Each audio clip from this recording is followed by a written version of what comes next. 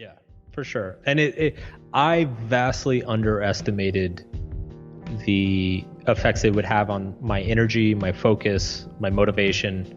One of the things that stood out to me that Huberman said in his episode is he said that if you've been a heavy drinker, and I think researchers define heavy drinker as, I think it's 15 drinks a week.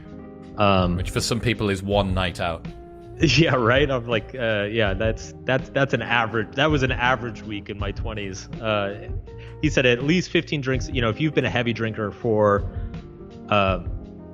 multiple years, he said that it can take 6 to 12 months for your system to actually entirely reset, for your brain to go back to the way it was, your internal organs to go back to the way they were.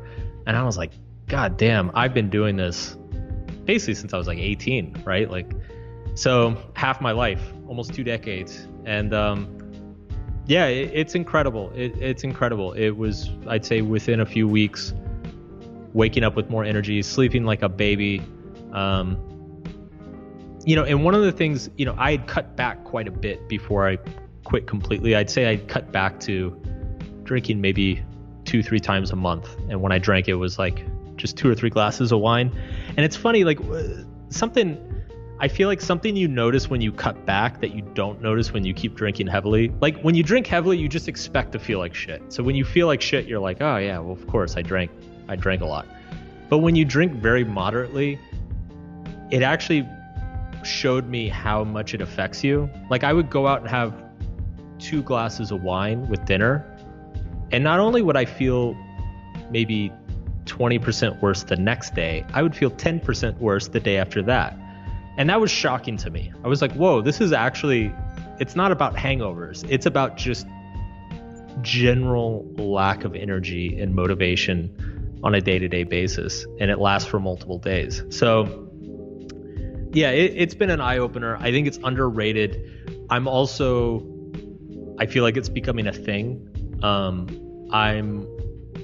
I've been really shocked and surprised how many friends of mine who, without talking, like people that I haven't seen in 6 months, I hang out with them and they're like, oh, I quit drinking, by the way. And I'm like, what? Me too. Holy shit. Like that's probably happened 3 or 4 times just in the last year. Completely spontaneously. So I feel like it's something that is becoming almost trendy among, I guess, people who care about productivity and accomplishing things. So one of the interesting things, it would make a good bit of sense for someone that's in their 30s like me and you, perhaps, to dial this back, especially if you're not going out and trying to pull every night and going to clubs and stuff, right? Mm-hmm. What is maybe even more interesting is the trend that I'm seeing amongst younger people who would have taken their sense of self-worth from their degeneracy like me and you might have done. And even those people, even the Gen Zers, are also seeing going out and getting absolutely lathered as not exactly a high status pursuit. Yeah, it's funny. I've seen this a few times on social media over the last few years, but I always find it amusing. It's somebody posts a chart and it's like alcohol consumption, sexual activity, maybe illicit drugs thrown in, and it's a chart of like generations, like how much each generation had done it by age 18, and it's a consistent trend downwards.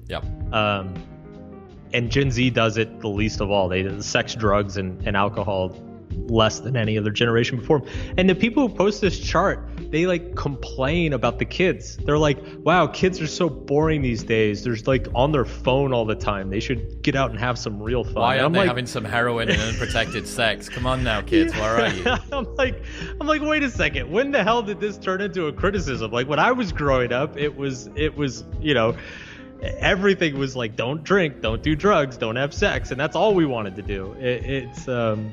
It's really funny how it's like somehow flipped almost.